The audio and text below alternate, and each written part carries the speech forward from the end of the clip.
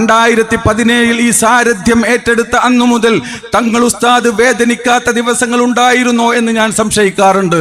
അത്രമേൽ പ്രയാസപ്പെടുത്തിയവരാണ്, അത്രമേൽ ബുദ്ധിമുട്ടിച്ച പലരും ഇവിടെയുണ്ട്.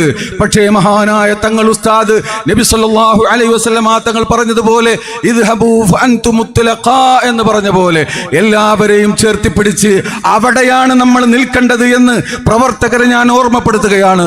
ബഹുമാനപ്പെട്ട തങ്ങൾ ഉസ്താദ് ഒരാജ്ഞ കൽപ്പിച്ചാൽ അവിടെ പിന്നെ നമുക്ക് എതിരഭിപ്രായം ഉണ്ടാവാൻ പാടില്ല.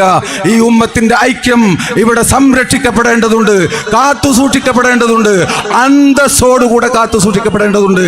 രണ്ടാമത്തൊരു കാര്യം, അതിനുവേണ്ടി വിട്ടുവീഴ്ച ചെയ്തപ്പോൾ ഒരു നിമിഷം സമസ്ത കേരള ജംഇയ്യത്തുൽ ഉലമയുടെ ഇർളിന് ഒരു നേരിയ അപമാനം സംഭവിച്ചു എന്ന് കണ്ടപ്പോൾ ആ മഹാമനുഷ്യന്റെ ഹിമ്മത്ത്, ആ മഹാമനുഷ്യന്റെ ഗീറത്ത് അവിടെയാണ് വെളിവായത്.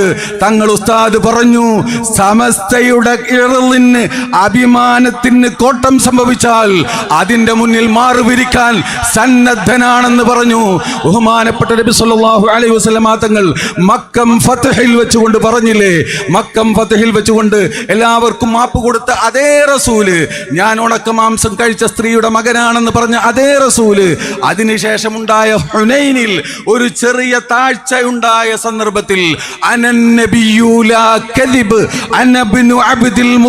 എന്ന് പറഞ്ഞ റസൂലുള്ളാഹിന്റെ സ്വഭാവമാണ് അവിടെ പ്രതിഫലിച്ചത്.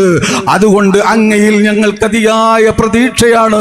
ഈ പരിശുദ്ധമായ സമസ്തയെ കാത്തു സൂക്ഷിച്ച് കണ്ണിന്റെ കൃഷ്ണമണി പോലെ കാത്തു സൂക്ഷിക്കാൻ ഈ സഞ്ചയം സജ്ജമാണെന്ന് ഇവരെയൊക്കെ പ്രതിനിധീകരിച്ചുകൊണ്ട് തങ്ങൾ ഉസ്താദിനോട് പറഞ്ഞുകൊണ്ട്, MT ഉസ്താദിനോട് പറഞ്ഞുകൊണ്ട്, സമസ്തയുടെ നേതൃത്വത്തോട് പറഞ്ഞുകൊണ്ട് ഞാൻ എൻ്റെ വാക്കുകൾ അവസാനിപ്പിക്കുകയാണ്.